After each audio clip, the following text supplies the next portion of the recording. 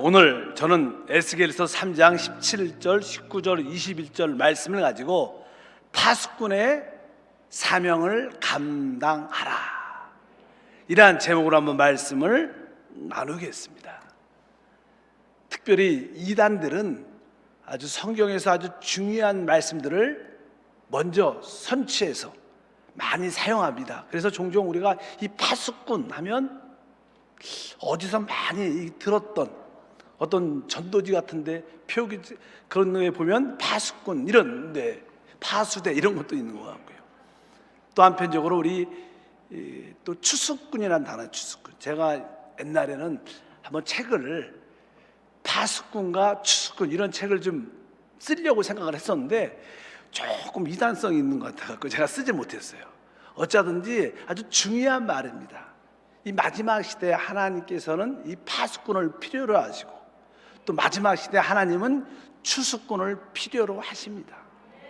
이 두 단어는 성경에 나와 있는 하나님의 말씀이죠. 오늘 에스겔서 3장에 보면 하나님께서 이 패역간 세대에 하나님 백성을 위해서 에스겔을, 내가 너를 파수꾼으로 세웠다, 이렇게 말씀합니다. 우리가 살고 있는 이 시대도 이 마지막 패역간 세대입니다.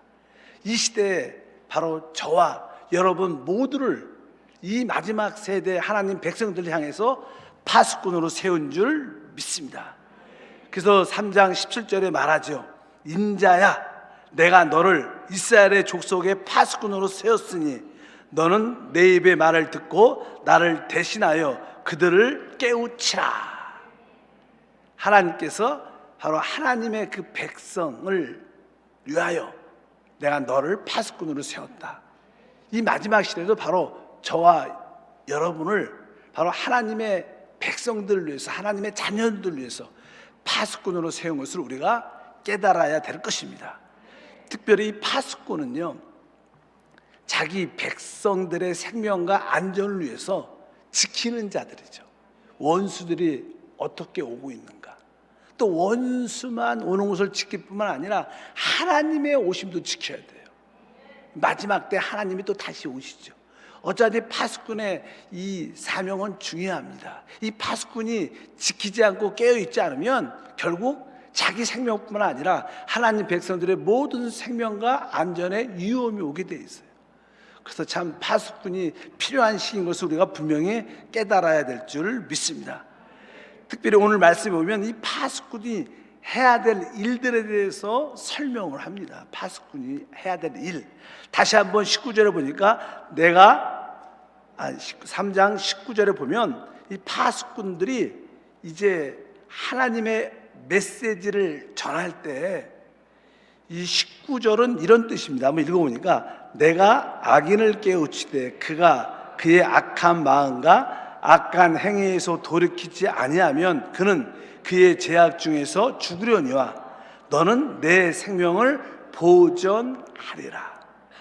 이게 무슨 뜻이냐면 이제 여기 보면 악인이라는 것은 이 시대에 보면 하나님을 믿지 않는 불신자를 말하죠. 악인들을 향해서 우리가 복음을 전해야 된다는 거예요. 복음을 전했을 때 우리가 복음을 전했지만 어떤 이 불신자들은 그 복음을, 그리스도를 받아들이지 않습니다. 그러면 결국 그들은 심판에 처할 수밖에 없을 것입니다. 우리는 복음을 전했기 때문에 우리는 어떻다는 거예요? 우리는 하나님께서 우리의 영혼을 지켜주신다는 거예요. 우리는 복음을, 파수꾼의 사명을 감당할 때, 그리고 또 여기에 또 그 다음에 18절에 보면 그런 말씀이 기록되어 있죠. 18절에 가령 내가 악인에게 말하기를 너는 꼭 죽으리라 할 때 내가 깨우치지 아니하거나 말로 악인에게 일러서 그 악한 길을 떠나 생명을 구원하지 하지 아니하면 그 악인은 그의 죄악 중에서 죽으려니와 내가 그의 핏값을 내 손에서 찾을 것이요. 이 의미는 악한 불신자들 향해서 우리가 복음을 전하지 않았다면, 복음을 전하지 않으면 그들은 결국 어떻게 복음을 듣지 못했기 때문에 결국 죽을 수밖에 없습니다. 그러나 복음을 전하지 못한 우리도 심판을 받을 것이다. 이 파수꾼은 그 하나님의 복음을 전해야 되는 거예요. 그들이 믿든지 않든지 우리가 그 사명을 감당할 때 하나님은 우리의 생명을 보존해 주겠지만, 만약에 우리가 악인이든 불신자든 믿는 자들에게 근신하여 깨어있으라고 강하게 말하지 아니하면 결국 그 대가를 우리가 받을 거라는 거예요. 그것이 우리 파수꾼에 대한 하나님이 주시는 어떤 사명들입니다. 그래서 우리가 하나님이 원하시는 그런 파수꾼이 돼야 되는데, 그러면 어떠한 태도를 가져야 되는가? 거기에 대해서는 다시 한번 17절에 읽어보니까, 인자야 내가 너를 이스라엘 족속의 파수꾼으로 세웠으니 너는 내 입의 말을 듣고 나를 대신하여 그들을 깨우치라. 여기에 세 가지 말씀이 기록되어 있어요. 첫 번째는 너는 내 입의 말을 들으라는 거예요. 그 다음에 두 번째는 나를 대신하라는 거예요. 그리고 그들을 깨우치라. 이 파수꾼은 이 세 가지 항목을 붙잡아야 돼요. 먼저 첫 번째로 우리는 주님의 말씀을 들어야 돼요. 실제로 하나님 말씀을 많은 사람들이 잘 듣지 않습니다. 그런데 우리가 듣는 것도요, 내가 들으려는 간절한 마음이 있을 때 그 하나님 말씀이 깨달아져요. 여러분들, 내가 이 하나님의 말씀에 대한 사모함이 있습니다. 애통함이 있습니다. 나에게 말씀해 주시고 지혜와 계시형을 더해주사 깨닫게 도와 주옵소서. 계속 하나님 말씀을 듣고 싶어하는 자들은 하나님 말씀이 들리게 돼 있어요. 근데 대부분 사람들은 그렇게 하나님 말씀을 그렇게 사모하지 않죠. 들려는 마음이 없기 때문에 하나님 말씀이 들리지 않습니다. 이 시대에 하나님의 메시지를 전한 많은 사역자들이 있지만 참된 메시지를 들어야 돼요. 참된 메시지를. 이 시대는 진리와 거짓이 난무하는 시대입니다. 요즘에 매스컴도 그렇고 뉴스도 그렇고 유튜브도 이게 듣다 보면 이게 진짜인가? 이게 가짜인가? 구분하지 못하는 그런 가르침들, 메시지들이 참 많습니다. 이 시대는 진짜 진리와 거짓이 혼돈 가운데 있는 시대예요. 우리에게 영적인 분별력이 없으면 거짓을 진짜로 받아들이고 또 진짜를 거짓으로 믿는 사람들이 많이 있다는 거예요. 어차피 여러분들이 하나님, 내가 주님의 말씀을 들을 수 있도록 은혜를 주시옵소서. 여러분들이 이 생명의 말씀, 진리의 말씀을 듣기를 사모하길 주임으로 축복합니다. 라디오도 그렇고 이 주파수가 정확하게 이렇게 맞아야 우리가 듣고 싶은 그 노래나 방송이 나옵니다. 라디오 음성이 나오죠. 주파수가 딱 맞아야 돼. 우리의 영적인 주파수가 바로 하나님이에요. 내가 하나님에 대해서 주파수를 딱 맞춰야 하나님의 음성이 들려요. 그렇지 않으면 세상의 소리, 인간의 소리, 철학의 소리, 그러한 것들이 들릴 수밖에 없다는 거예요. 그래서 여러분들이 어쩌든지 내가 주의 말씀을 듣기를 원합니다. 생명의 말씀을 듣기를 원합니다. 그래서 어쩌든지 우리 한세교회는 오직 성경에 기록된 하나님의 말씀만 어쩌든지 많이 전해야 돼. 그래야지 여러분들이 점점점 분별력이 생겨서 제대로 된 주의 음성을 듣는 우리 모두가 돼야 될 줄 믿습니다. 저는 종종 설교할 때 성도들로 하고 한번 따라해 보세요. 이렇게 할 때가 종종 있어요. 군대에서 많이 지휘관들이 시키는 것 중에 하나는 복창이라고, 복창. 왜냐하면 지휘자가 어떤 일을 시켰는데 사람들이 잘 알아듣지 못하죠. 또 이렇게 집중해서 안 들으면 무슨 말하는지 모르니까 그것을 확인하기 위해서 자, 따라해, 다 같이 복창합니다. 그러면 군인들이 와 복창을 해요. 복창을 하면 뭐예요? 잘 이렇게 못 듣던 사람도 다시 한번 이렇게 이렇게 명령이 있구나, 이걸 행하라는구나, 이렇게 아는 겁니다. 우리는 이 하나님 말씀에 대해서 종종 복장할 필요가 있어. 여러분들이 하나님 말씀을 입술로 선포하기를 바랍니다. 제가 이제 선교지 그냥 91년도잖아요. 91년도에 이제 나는 칭켄트로 갔는데, 칭켄트에 그 당시는 인터넷도 없고 전화도 거의 없고 저 혼자 우리 사모랑 함께 영적인 내 생활을 이렇게 준비해야 되죠. 그때만 해도 이제 조영기 목사님 오디오 테이프, 카세트라 그래요. 요즘은 카세트가 거의 없잖아요. 카세트를 하는 조영기 목사님 그 카세트를 뭐냐, 처음에 갈 때는 아주 이렇게 컨테이너나 짐을 갖고 갈 수가 없으니까 아주 간단한 가방 하나만 갖고 왔으니까 거기서 이제 조용기 목사님의 내가 좋아하는 설교 테이프를 갖고 와서 그 다음에 이제 조용기 목사님의 이제는 이 설교 원고 그걸 갖고 와서 이제 제가 하루에 한 번씩 조용기 목사님의 그 설교를 이렇게 소리내서 계속 읽었어요. 원래 우리 조용기 목사님은 이 설교 스피치가 빠르죠. 그래서 워낙 젊었을 때는 말을 빨리 하니까 그 원고 양이 되게 많아요. 그래서 저도 이제 그 원고 양을 목사님이 한 30분 설교하는데 나도 소리를 때려서 열심히 읽어도 40분 더 걸려. 난 열심히 읽는데 왜 훨씬 그렇게 스피치가 빠르세요. 그래도 그 원고를 소리내서 이렇게 복창 비슷하게 소리내서 막 하면 한 10분, 15분쯤 지나면 성령이 충만하죠. 사실 우리가 하나님 말씀을 이렇게 읽고 우리가 사실 성경도 그렇게 읽어야 되고 이제 다음 주부터 통독하잖아요. 우리 역사서 어쩌든지 여러분들이 이 성경 읽는 것도 기도하는 겁니다. 또 여러분들이 양육공과를 소리내서 읽는 것도 기도하는 거예요. 입이 열릴 때 우리 주님이 내 입을 넓게 열라. 그리고 하나님께서 영적인 축복을 채워주시게 돼 있어요. 어쩌든지 우리가 이 복창 하나님 말씀을 어쩌든지 제대로 듣기 위해서는 그 하나님 말씀을 입으로 선포하고 또 고백하고 외치는 것이 진짜 필요한 줄 믿습니다. 사실 설교라는 것은 이미 기록되어 있는 하나님의 말씀을 이 시대에 하나님이 어떠한 의미로 말씀하시는가 영적인 의미를 다시 한번 되새겨 주는 거예요. 그럴 때 우리가 이 시대에 진짜 필요한 메시지가 무엇인가를 깨닫는 게 어떻게 보면 메시지죠. 여러분들이 하나님의 그 말씀을 듣겠다는 뜨거운 사모함이 있어야 돼요. 우리 한세교회 우리 교육자도 그렇고 몇몇 어떤 집사님들을 보면 상담이 아니죠. 이렇게 대화를 하다 보면 그런 분들이 우리 한세교회에 남아있는 분들은 소수죠. 많지는 않지만 남아있는 분들을 보면 마음속에 개인적으로 하나님 말씀을 많이 사모하는 자들, 추구함이 많은 자들이 오는 것을 종종 볼 수 있어요. 진짜 하나님, 내가 하나님 말씀을 듣기를 원합니다. 진짜 진리를 깨닫기를 원합니다.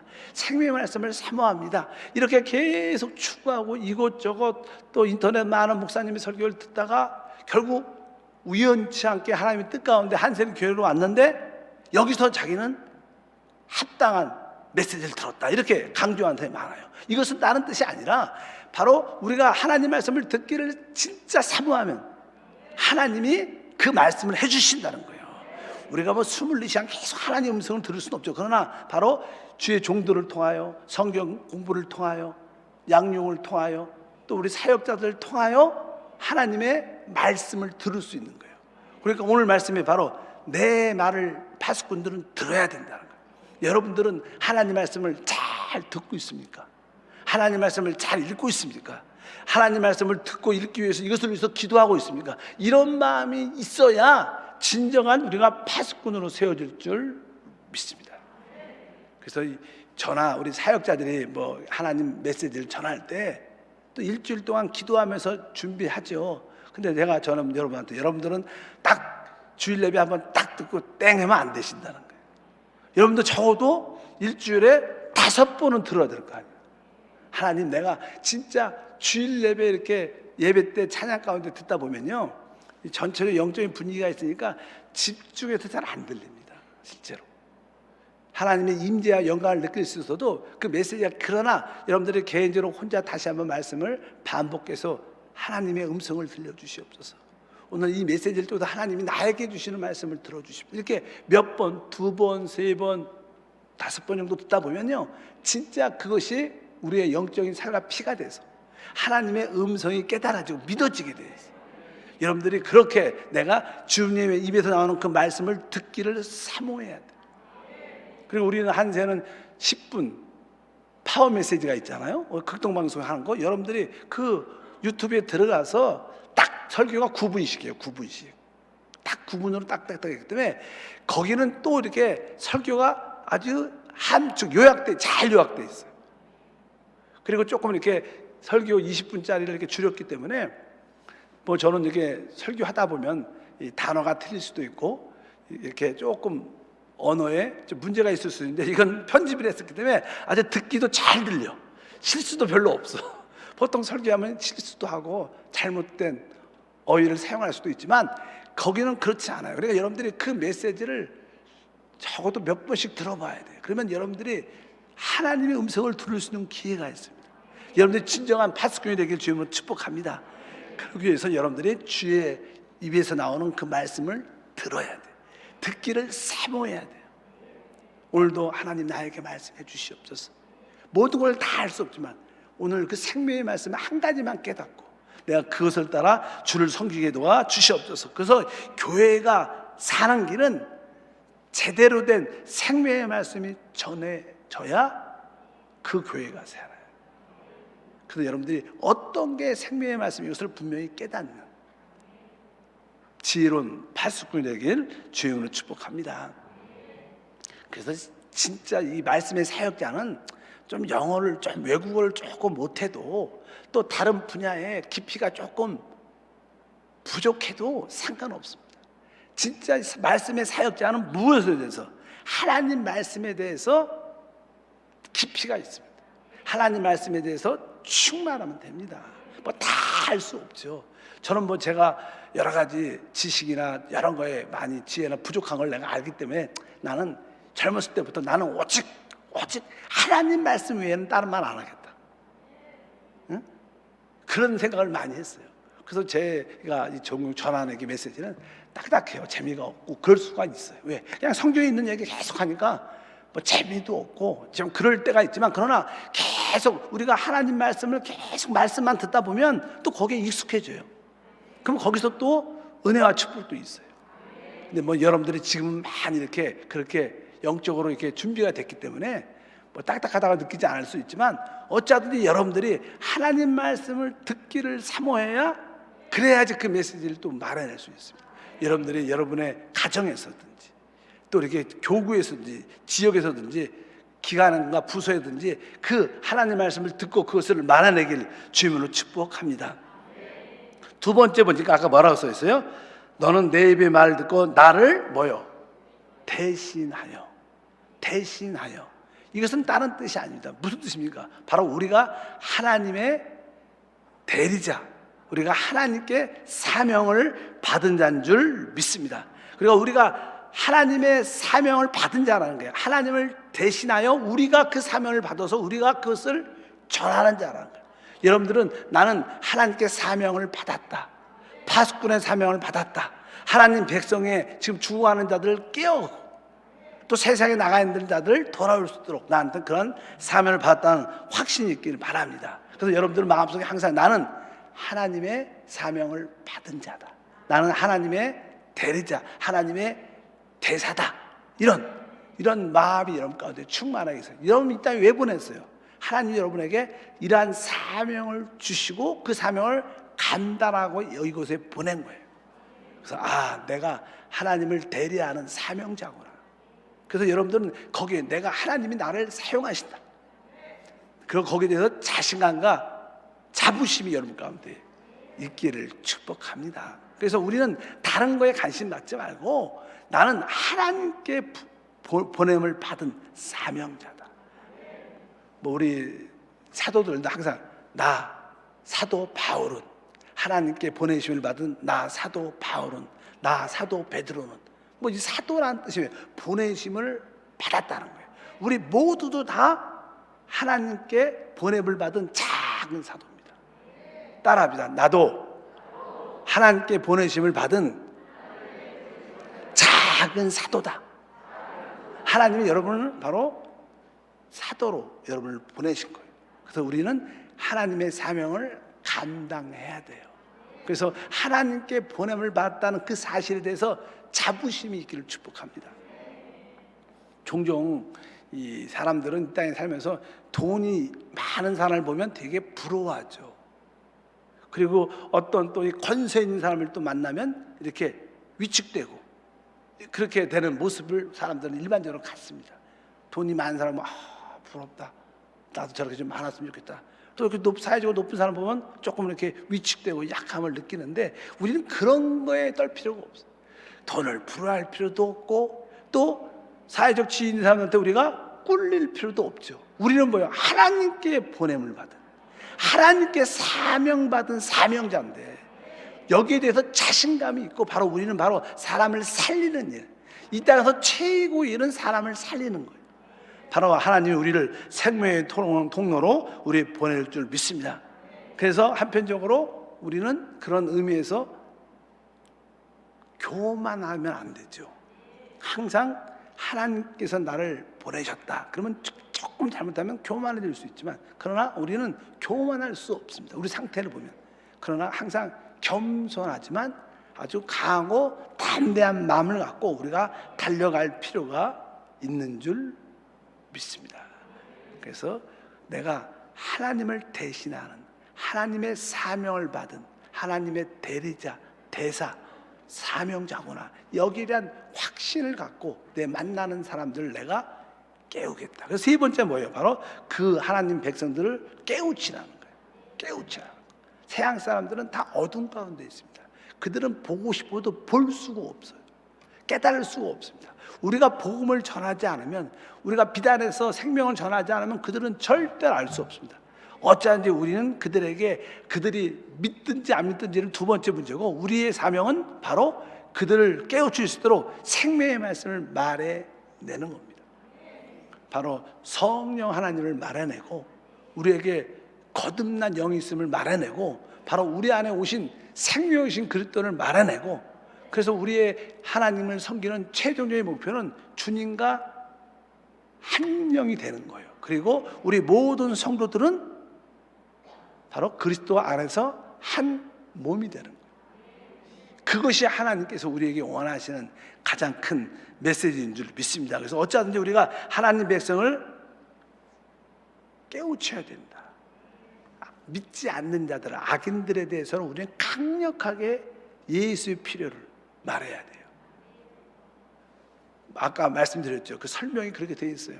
악인들에게 복음을 전하라는 거예요. 그들이 믿든지 믿든지 않든지 복음을 전하면 우리는 살게 될 것이라는 거예요. 근데 악인들에게, 믿지 않는 자들에게 우리가 알면서도 복음을 전하지 않으면 우리는 그 사람의 핏값을 우리가 감당할 거라는 거예요. 얼마나 무서운 말입니까? 특별히 또 다른 의인, 믿는 자 가운데도 많은 사람들은 지금 잘못된 길로 가고 있어요. 믿는 사람인데도.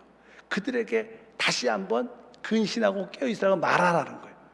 만약에 그 말을 하지 않으면 결국 그들은 돌아올 수 없죠. 결국 그 대가를 우리가 받아야 된다는 거예요.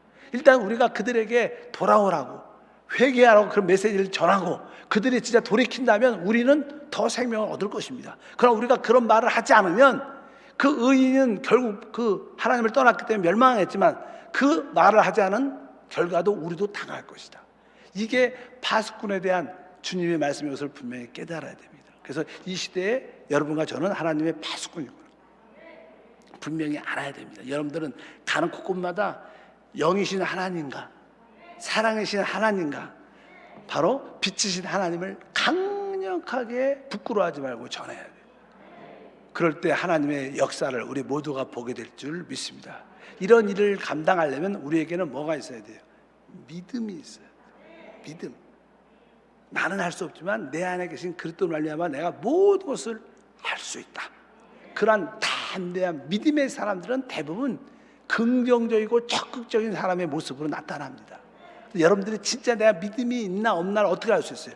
내가 모든 일을 긍정적으로 바라보고 내가 모든 일에 대해서 적극적인가, 이런 생활의 태도에 여러분 모습이 있다면 여러분들은 바로 하나님의 믿음의 사람인 줄 믿습니다.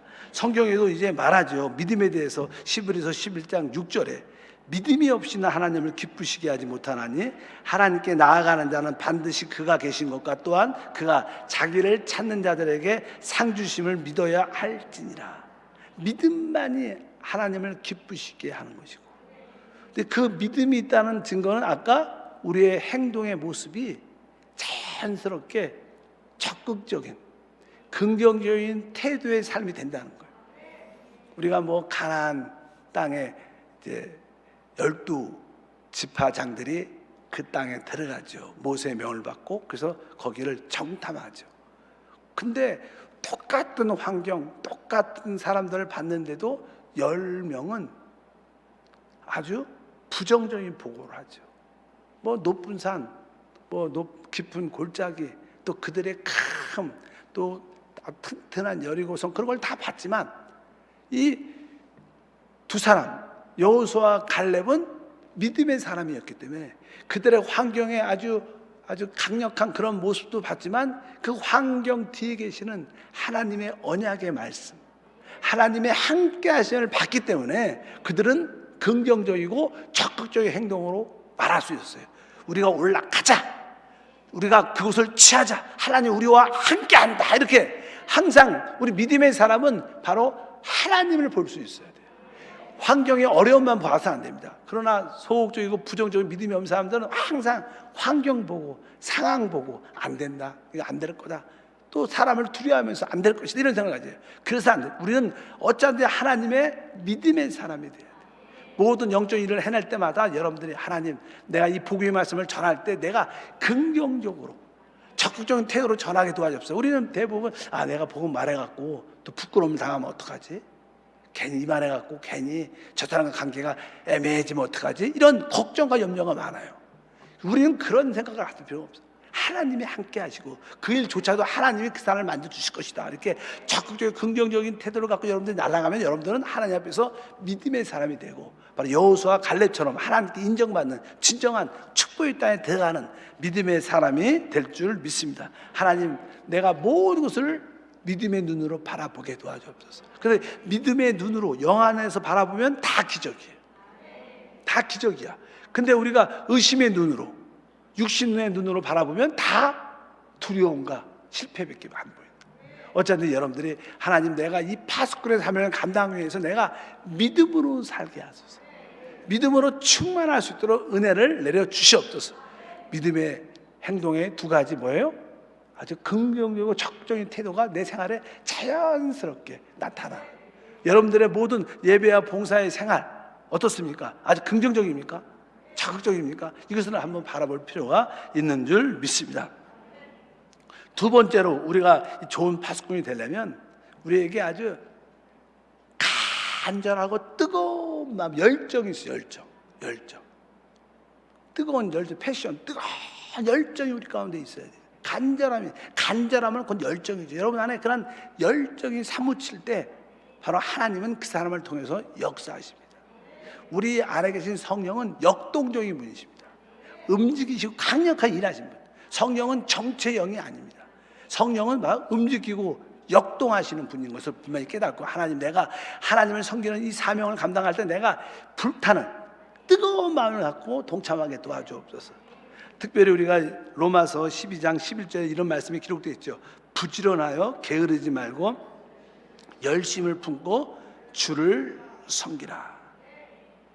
원래 이제는 이 말씀이 열심을 품고 주를 섬기라, 이 뜻이 영 안에서 불타 주를 섬기라.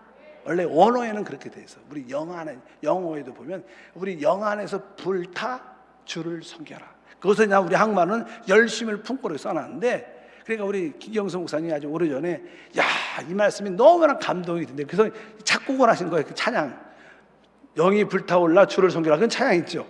이 말씀을 이렇게 목사님이 가사를 해갖고, 진짜 오늘 말씀해 보니까 바로 부지런하게 게으르지 말고 영 안에서 불타 주를 섬기라. 이것은 뭐예요? 우리가 뜨거운 열정이 있었네, 간절함이 있어야 될 줄 믿습니다. 실제로 자녀를 키우다 보면요, 종종 자녀들이 잘못된 길로 가요. 또 다치는 길로 갈 때가 있어요. 그럴 때 부모는 어떻게 해요? 팔짱 끼고 그래 한번 다쳐봐, 한번 아파봐, 이렇게 하지 않죠. 그냥 어떻게 해요? 진짜 빨리 달려가서 그 길을 막고, 종종은 화를 내고 소리를 외치고 훈육도 하고 그러죠. 그런 어떤 뜨거움이 있죠. 자기 자식이 실패, 멸망의 길로 가는데 가만히 있는 부모가 어디 있겠어요. 마찬가지로 이 파수꾼이라는 것은요, 지금 믿지 않는 불신자나 또 하나님을 믿는다고 말하지만 세상에 빠진 사람들이 진짜 어떻게 보면 멸망의 길로 가고 있는 거예요. 그들을 볼 때 열정을, 저러면 안 되는데, 저게 아닌데, 돌아와야 되는데, 여러분들이 그냥 열정을 갖고 우리가 여러분들이 정말 침 튀기는 마음으로 그들에게 이야기를 하면, 그들 하나님이 택한 자들은 다시 회개하고 돌아오는 그런 역사가 함께 할 줄 믿습니다. 근데 이러한 열정이 어디서 생기느냐?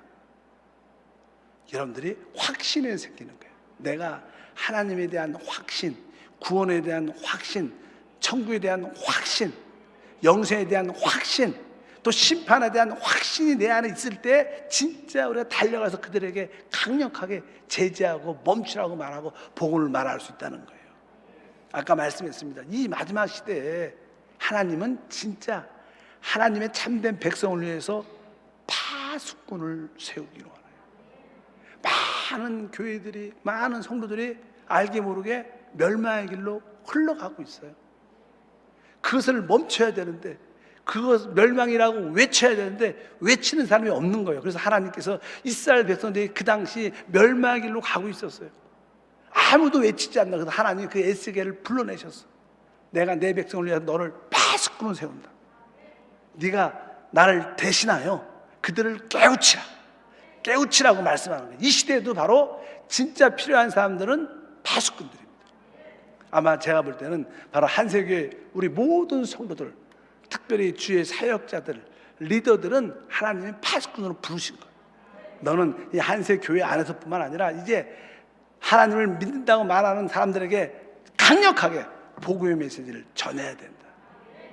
너는 내 말을 제대로 듣고 바로 나를 대신해서 그들을 말씀으로 깨우쳐야 된다. 그들을 멸망에서, 어둠에서 그들을 생명으로, 빛으로 이끌어내야 된다. 바로 하나님은 지금 파수꾼을 세우신 줄 믿습니다. 아, 내가 영적인 파수꾼으로 부름을 받았구나. 이것을 깨달아야 돼요. 이런 뜨거움을 갖고 오늘 여러분 가족들에게 다시 한번 그것을 말하기를 축복합니다. 여러분 가까운 성도들에게, 믿음이 좀 떠나 있는 자들에게 파수꾼의 사명을 감당하기를 축복합니다. 한번 따라할까요? 나는 영적인 파수꾼으로 부름을 받았습니다. 이 파수꾼은 나팔을 불어야죠. 나팔을, 복음의 나팔을 불어야 됩니다. 심판의 나팔을 불어야 돼요. 주님의 다시 오시는 나팔을 불어야 돼요.